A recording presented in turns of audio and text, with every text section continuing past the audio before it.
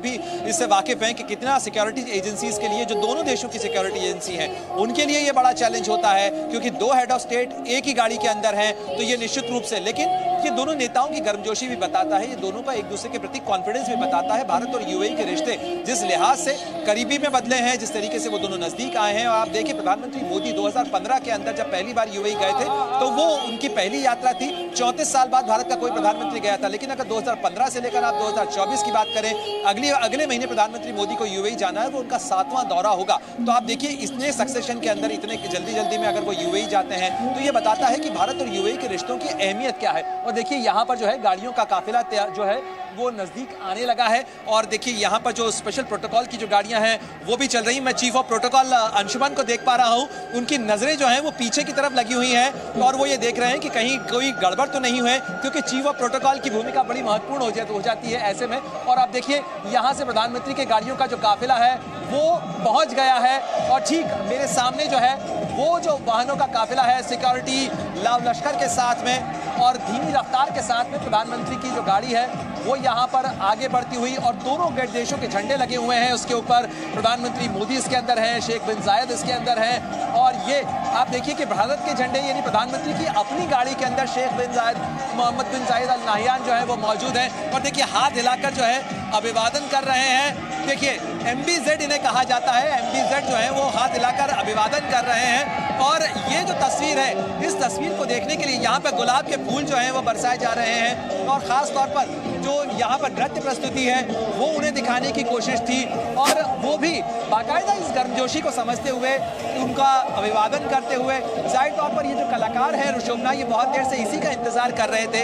ये लंबा चौड़ा जो गाड़ियों का काफिला है, ये प्रधानमंत्री का वाहनों का काफिला है जो आगे की तरफ अब यहाँ से आगे बढ़ रहा है। यहाँ से गांधीनगर का रास्ता आगे जाएगा और प्रधानमंत्री और नरेंद्र मोदी की नरेंद्र मोदी की और इसके साथ शेख बिन जायद अल नाहियान की मुलाकात होगी।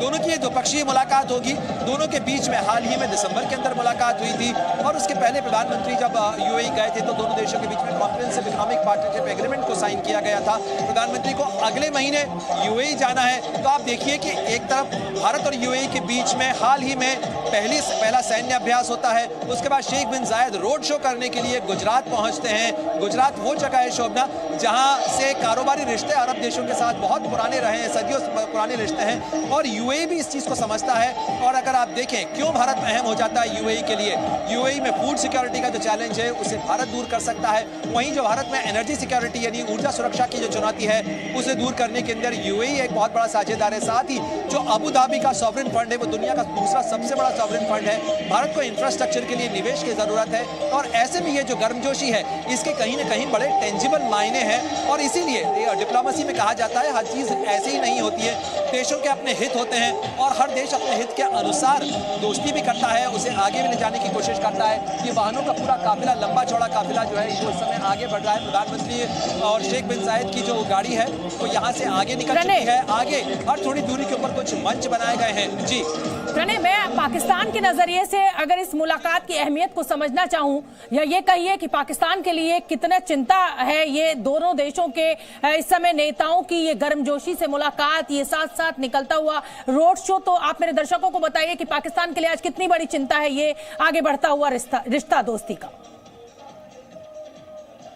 पाकिस्तान के लिए तस्वीरें बहुत मायूसी वाली तस्वीरें होंगी, मलाल वाली तस्वीरें होंगी। वो यूएई जहां पर एक समय के अंदर पाकिस्तान की जो फौज है वो अपने पायलट्स को भेजा करती थी, वो यूएई जिसके साथ वो रिश्तों पर अपने दम भरा करता था, वो यूएई जो कि ओआईसी के अंदर पाकिस्तान का एक करीबी सहयोगी था, लेकिन वो यूएई जिसने ओआईसी के मैं आपको बस 10 सेकंड के लिए रोकूंगी। बेहद खास तस्वीरें इस समय दिखाई दी, और कार के भीतर बैठे हुए प्रधानमंत्री नरेंद्र मोदी और यूएई के राष्ट्रपति बिन जायद इस समय हमें स्क्रीन पर दिखाई दे रहे हैं। दोनों गर्मजोशी के साथ वहां सड़क के दोनों तरफ किनारे पर जो लोग मौजूद हैं उनका स्वागत करते हुए, लोग वहां पर जो मौजूद हैं उनको वो हाथ हिलाकर उसी गर्मजोशी के साथ जवाब देते हुए ये दोनों ही नेता इस समय दिखाई दे रहे हैं। और लगातार जो तस्वीरें हमें दिखाई दे रही हैं, आपस में बातचीत भी चल रही है। पूर्व राजनयिक दीपक वोरा भी मेरे साथ जुड़ गए हैं। दीपक वोरा जी, ये जो गर्मजोशी रिश्तों की दिखाई दे रही है, मैं अभी प्रणय से बात कर रही थी, अगर हम इस गर्मजोशी के मायने निकालना चाहें और दुनिया के लिए इनको इस रिश्ते को आगे समझना चाहें तो हमें कैसे समझना चाहिए आज के इस पूरे इवेंट को? आभारी हूँ, बहुत अच्छा लगता है, आपसे बहुत कुछ सीखता हूँ। और प्रणय साहब जो वहाँ इस समय मौजूद हैं स्थल पर जहाँ पे ये एक्शन हो रहा है, वो भी बहुत होशियार हैं, बहुत एक्यूरेट रिपोर्टिंग करते हैं। So thank you very much. ये जो आप देख रहे हैं, इन दोनों की पर्सनल केमिस्ट्री बेमिसाल है। आपने देखा जब जप्फी डाली थी, उसका एक ही है, ये रियली जादू की जप्फी थी।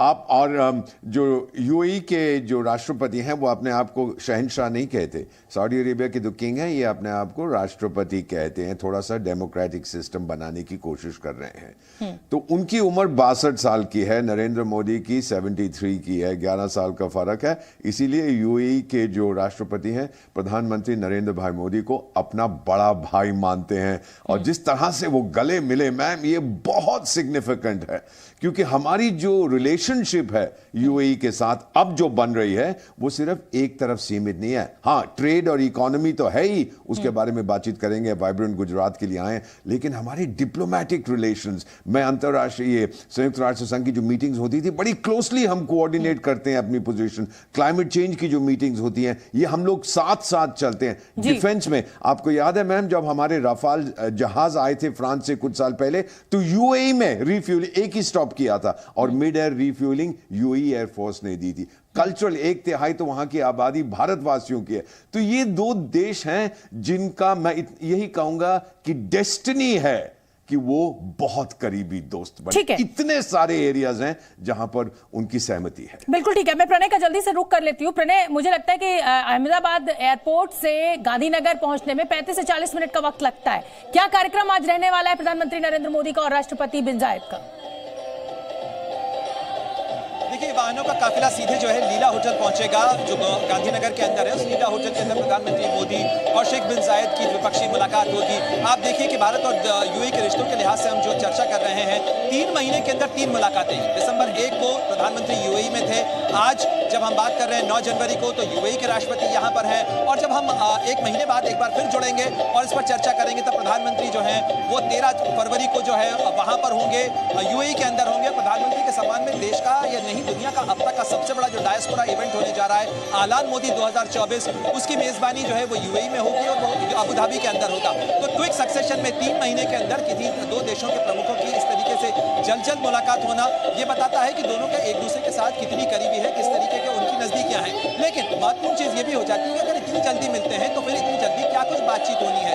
देखिए, जाहिर तौर पर भारत और यूएई के रिश्ते काफी करीबी रिश्ते हैं, काफी महत्वपूर्ण रिश्ते हैं। अरब देशों के, खासतौर पर गल्फ के एरिया के अंदर जो चैलेंजेस चल रहे हैं इस समय, उस समय में भारत किस तरीके से मदद कर सकता है, भारत की क्या भूमिका हो सकती है, इस पर चर्चा होगी। इसके अलावा भारत के अंदर किस तरीके से यूएई का निवेश हो सकता है।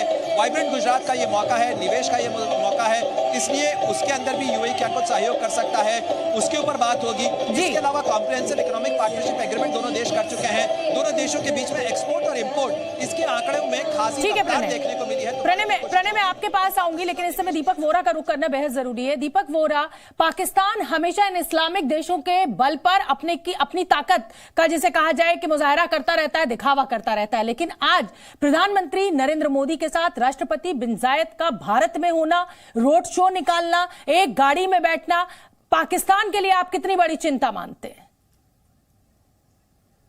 अगर इस समय मैं पाकिस्तानी डिप्लोमेट होता तो मैं खुदकुशी कर लेता, क्योंकि 57 क्षमा कीजिएगा 57 मेंबर्स हैं ऑर्गेनाइजेशन ऑफ इस्लामिक कोऑपरेशन के। टर्की को भूल जाइए और कुछ हद तक मलेशिया को, पाकिस्तान को तो भूल ही जाइए। बाकी सबके संबंध भारत से बेहतर हैं पाकिस्तान की अपेक्षा। सब लोग हमें पसंद करते हैं और अरब देशों में तो यूएई के साथ स्पेशल रिलेशन। पाकिस्तान के पास क्या है? एक चीज, इस्लाम इस्लाम इस्लाम। और मैं जब जाता हूं मैम, मैं आपके साथ गिव मी 30 सेकेंड एक पर्सनल एपिसोड बताना चाहता हूं। सूडान से मेरी पत्नी और मैं आ रहे हैं, हम लोग दुबई एयरपोर्ट पे हैं। मेरे पासपोर्ट में वो कहने लगा, सर आपका वीजा, मेरे पास डिप्लोमेटिक पासपोर्ट रिकॉग्नाइज नहीं कर रहा, जरा सुपरवाइजर के ऑफिस में जाइए, मशीन वहां पे रीड कर लेगी। गया, देखा उसने, एम्बेसडर साहब जाइए। मैंने कहा ये 15-20 लोग जो बाहर खड़े हुए हैं कुर्ते पजामे में या सलवार कमीज में, उर्दू में बात करें, ये कौन है?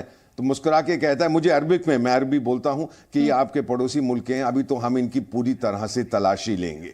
अब ये फर्क आप खुद देख लीजिएगा। ये पाकिस्तान के लोग थे, क्या उनकी इज्जत है और क्या भारत की इज्जत है। और एक चीज और, इसमें यूएई का सेल्फ इंटरेस्ट है, क्योंकि आपको मालूम है कुछ साल पहले FATF financial action task force UAE को कह रही थी आप हमारी वॉच लिस्ट पे हैं, मनी लॉन्ड्रिंग ये सारी चीजें चलती। अब उन्होंने बहुत एक्शन लिया है और भारत के साथ मिल के लिया है। हम दोनों कोऑपरेट करते हैं इस एरिया में, तो FATF को बता सकते हैं कि भारत हमारे साथ है। बिल्कुल ठीक है। मैं प्रणय एक बार जल्दी से आपका रुख कर लेती हूँ और अंकुर त्यागी उसके बाद आपके पास आऊंगी। प्रणय, यहां पर रामधुन बज रही है, क्या मायने हैं? एक इस्लामिक देश का हेड इस समय भारत की धरती पर मौजूद है, प्रधानमंत्री नरेंद्र मोदी के साथ वो एक कार में मौजूद है और राम घर आएंगे, ये रामधुन मुझे सुनाई दे रही है। इसको कैसे समझा जाए और क्या उत्साह है इस रामधुन का इस समय वहां पर देखने को जो आपको मिल रहा है?